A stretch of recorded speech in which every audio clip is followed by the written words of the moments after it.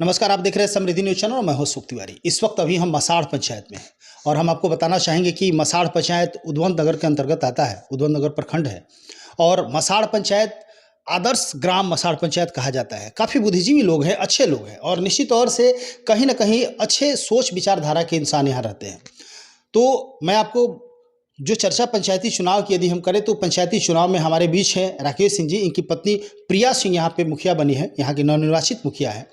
यदि मैं बात करूं इन लोगों की तो राकेश सिंह पहले भी 2014 में मुखिया का चुनाव लड़ चुके थे।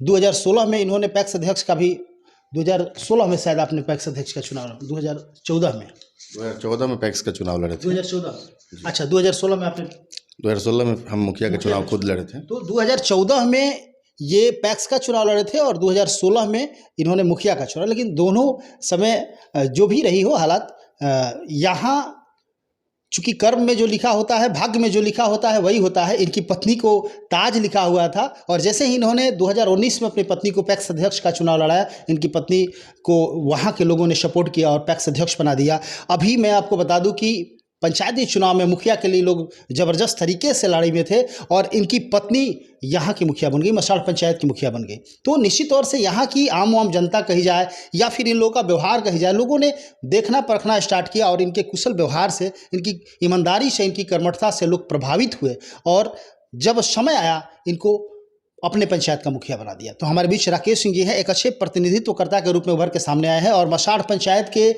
तमाम समस्याओं को अब अपने कंधों पर उठा लिए हैं। आइए जानते हैं, बात करते हैं, क्या कहना चाहेंगे। जी स्वागत है, क्या कहेंगे, एक शानदार जीत हासिल हुई। सबसे पहले हम आपके चैनल के आप सभी लोग को बहुत बहुत धन्यवाद देते हैं और शुभकामना देते हैं। और इस बार जो हम लोग पंचायत चुनाव में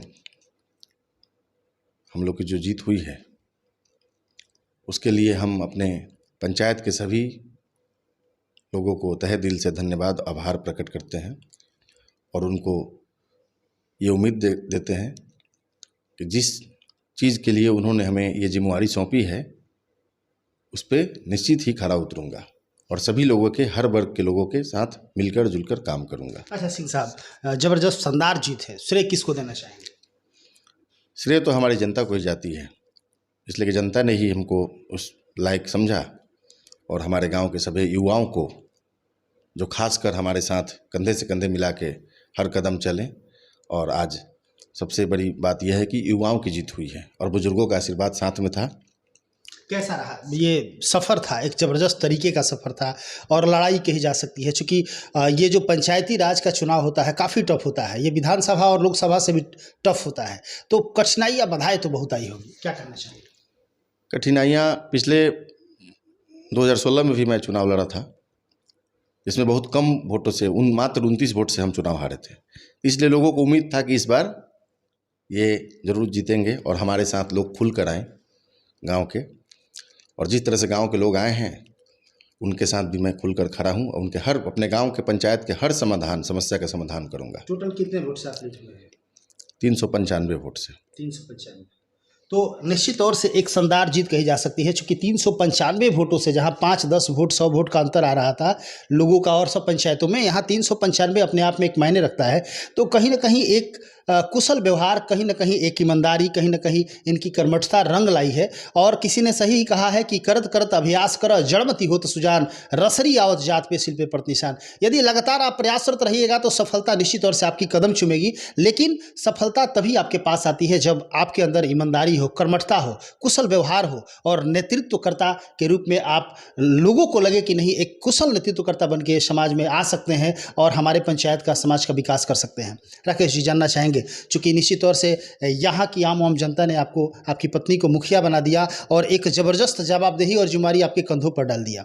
लोगों को लगा कि नहीं, राकेश सिंह के रूप में इस मसाढ़ पंचायत को ज़रूरत है एक कुशल नेतृत्वकर्ता की। तो लोगों ने अपने विश्वास पे, लोगों के विश्वास, जो आपके साथ जुड़ा, लोगों ने अपने विश्वास को दिखाया। अब बारी आपकी है, क्या लगता है तमाम लोग जो आपको देख रहे हैं, तमाम लोगों ने जो आपको जिताया, उनके जितनी भी आशाएं हैं, जितने भी विश्वास है, इसको पूरा किया जाएगा? बिल्कुल किया जाएगा। जो भी मैं विकास करने के लिए ही खड़ा हूँ। पैक्स में जो हमको, मेरे गांव के लोगों ने जो हमसे उम्मीद किया उस पर हम एकदम खरा उतरे हैं।